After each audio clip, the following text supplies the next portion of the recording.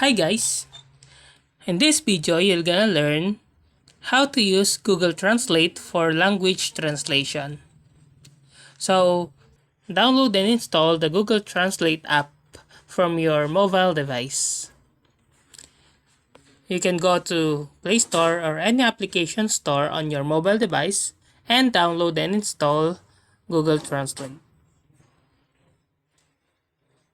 Step 2. Open the Google Translate app on your mobile device. Then, select the input language. You can download also this for your offline use. Then, enter the text. Tap on the text field at the top of the screen and enter the text you want to translate.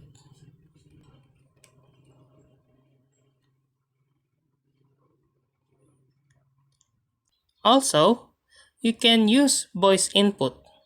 You can also use the camera to scan and translate text in real time or via image.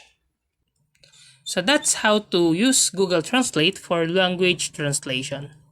If you like this video, please click the subscribe button and click the bell icon to notify you to our next tutorial.